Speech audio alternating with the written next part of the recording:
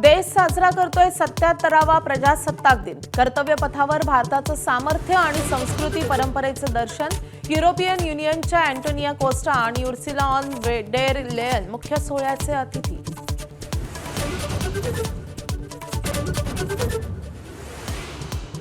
प्रजासत्ताक दिनानिमित्त दिल्लीत कडेकोट सुरक्षा बंदोबस्त, 10,000 जवान, 3,000 कॅमेरे आणि AI तंत्रज्ञानाद्वारे निगराणी।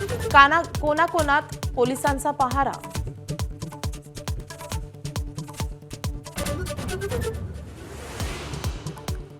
मुंबईतील शिवाजी पार्क मैदानावर होणार मुख्य शासकीय ध्वजवंदन। मुख्यमंत्री देवेंद्र फडणवीस उपस्थित राहणार। उपमुख्यमंत्री शिंदे ठाण्यात तर अजित पवार पुण्यात करणार झेंडावंदन।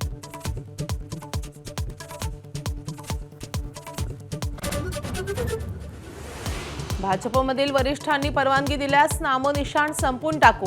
निवडणुकीनंतर वाद संपला म्हणणाऱ्या गणेश नाईकांनी एकनाथ शिंदेंना पुन्हा डिवचलं।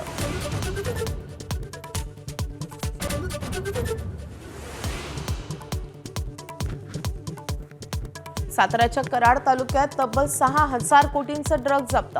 गुजरातमधील 3 पोलीस अधिकाऱ्यांची कारवाई। महाराष्ट्र केसरी संजय पाटील हत्या प्रकरणातील आरोपीचा कारखाना असल्याची माहिती। आजपासून हार्बर मार्गावरही धावणार एसी लोकल ट्रेन। CSMT ते पनवेल मार्गावर 14 एसी लोकल धावणार। पहिल्या लोकलचा वाशी ते वडाळा असा प्रवास।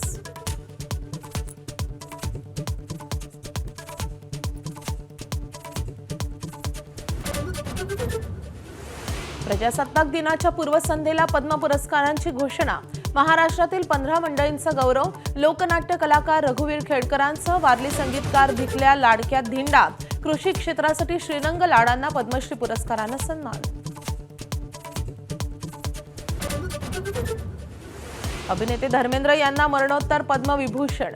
सतीश शहांना पद्मश्री पुरस्कार तर हिटमॅन रोहित शर्मा आणि हरमनप्रीत कौर यांचा पद्मश्री पुरस्कारानं गौरव।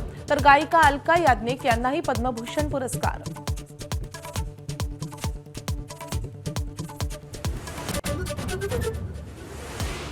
भारताचा न्यूझीलंड विरुद्धच्या तिसऱ्या T20 सामन्यात 8 गडी आणि 10 ओव्हर्स राखून दणदणीत विजय। मालिकेत 3-0 अशी विजयी आघाडी। सलग 9वी T20 मालिका जिंकण्याचा भारताचा भीम पराक्रम।